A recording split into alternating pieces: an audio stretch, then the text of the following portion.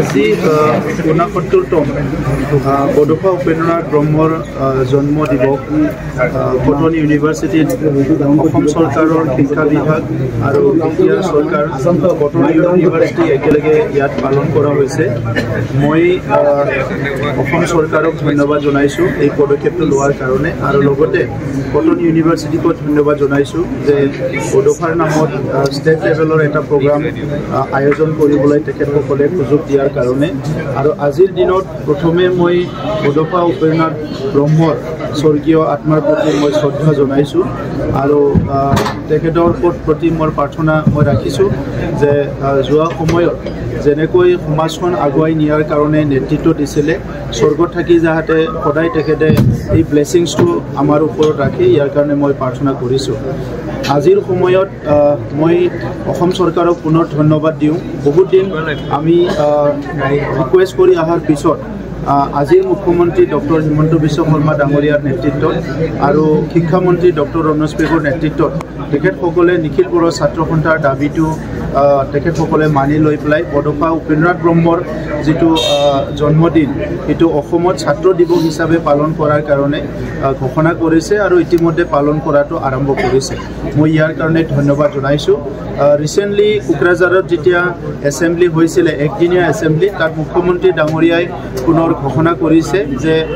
বডোফা উপেন্দ্ৰনাথ ব্ৰহ্মৰ যিটো মৃত্যু দিৱস সেইটো ষ্টেট লেভেলৰ এটা অবজাৰ্ভ কৰা হ'ব দতমা থুলুংগাপুৰীত। সেইটোৰ কাৰণে মই ধন্যবাদ জনাইছোঁ। আৰু শেহতীয়াভাৱে ভাৰতৰ গৃহমন্ত্ৰী অমিত শ্বাহ ডাঙৰীয়া কোকৰাঝাৰলৈ আহিছিল, আৰু এই কোকৰাঝাৰত আহোঁতে নিখিল বড়ো ছাত্ৰ সন্থাৰ মুকলি সভাত উপস্থিত থাকি ঘোষণা কৰিছে যে দিল্লী কেপিটেলত, আমাৰ নেশ্যনেল কেপিটেলত বডোফা উপেন্দ্ৰনাথ ব্ৰহ্মৰ নামত এটা ৰাস্তা ডেডিকেট কৰাৰ কাৰণে ঘোষণা কৰিছে, আৰু অহা 1 মে দিনা এইটো মুকলি কৰা হ'ব। এইটোৰ কাৰণে মই ধন্যবাদ জনাইছোঁ। আজিৰ সময়ত আমি অকল বড়োসকল নহয়, বিভিন্ন জাতি জনজাতিসকলে বডোফাৰ যিটো আদৰ্শ, তেখেতৰ চিন্তাধাৰাৰে আমি কাম কৰি আছোঁ, আৰু তেখেতৰ যিটো প্ৰিন্সিপাল ফিলচফি আছিলে লিভ এণ্ড লেট লিভ, জীয়াই থাক আৰু জীয়াই থাকিবলৈ দিয়ক,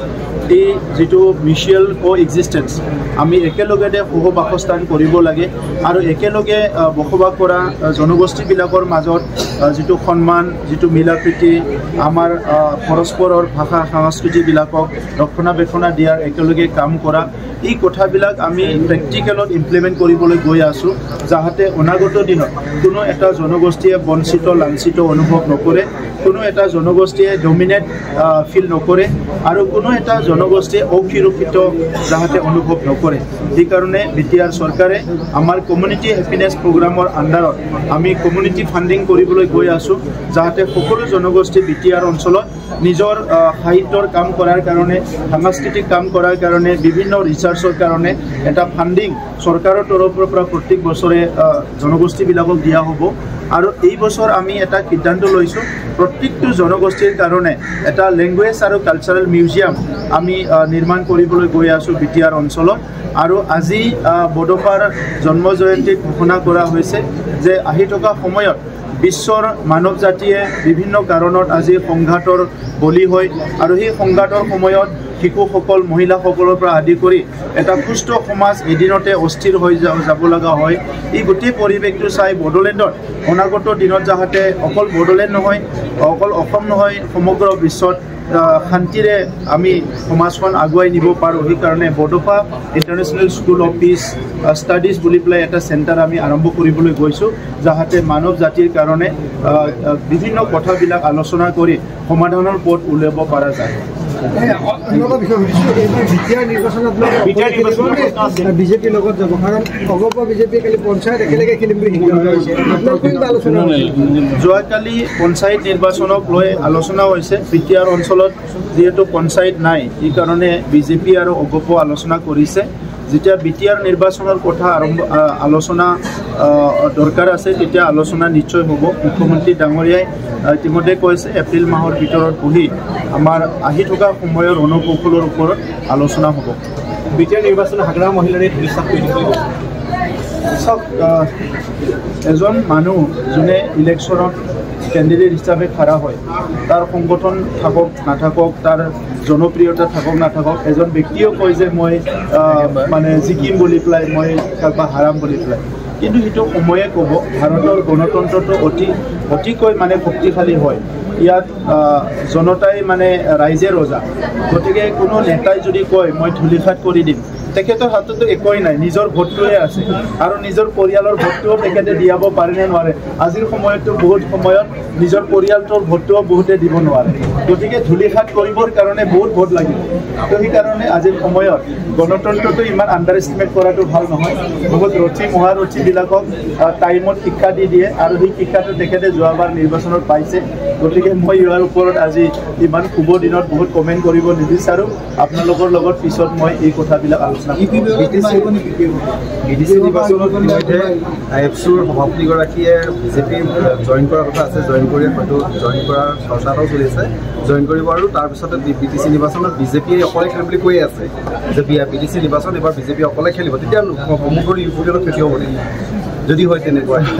চাওক আপুনি এনেকুৱা এটা প্ৰশ্ন কৰিছে এই প্ৰশ্নটোৰ না মোৰ ধাৰণা আছে না মই জানো না এইটো কিবা বাস্তৱতা আছে গতিকে মই ভাবোঁ যে আমি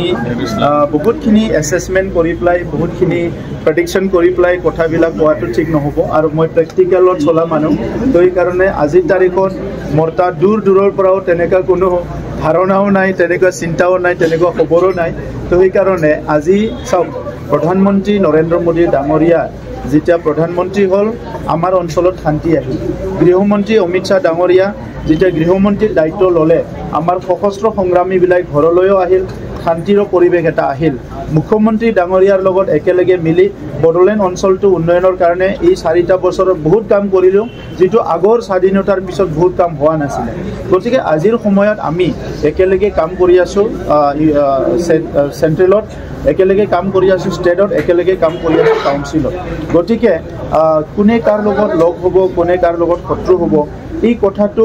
ভাবিবলৈ আমাৰ বহুত সময় আছে কাৰণ পৃথিৱীতটো আমি বহুত সময়ত বন্ধুত্বতে শত্ৰুতা এইটোৱে বেছি মানে ৱেলকাম কৰোঁ গতিকে মই অলপ বেলেগ ধৰণৰ মই বন্ধুত্বটোহে বেছি ৱেলকাম কৰোঁ মই কোনো কাম অকলে কৰাটো ভাল নাপাওঁ একেলগে কৰিলে বহুত ভাল হয় আৰু ইয়াত মানে পাৰ্টিচিপেটৰী ডেমক্ৰেচি হয় তো সেইকাৰণে আলোচনা কৰিম কেনেকৈ কি পৰিৱেশ আহে এইটো সময়ত ক'ব চাওক জইনটো কৰা নকৰাটো এইটো সদায় মানে নতুন কথা কোনোবা আহে কোনোবা যায় কোনোবা ভাল পাই গাড়ীত উঠি দিয়ে কোনোবা বেয়া পাই গাড়ীৰ পৰা নামি দিয়ে আৰু ভাৰতত সেইটোৱে মানে এটা সৌন্দৰ্য আছে গণতন্ত্ৰত যে এই ফ্লেক্সিবিলিটিটো আছে কোনোবা ক'ৰবাত যাব বিচাৰে যাব পাৰে আহিব বিচাৰে আহিব পাৰে আৰু তেনেকৈ চলাটো ভাল নহ'লে ৰাজতন্ত্ৰ হৈ যাব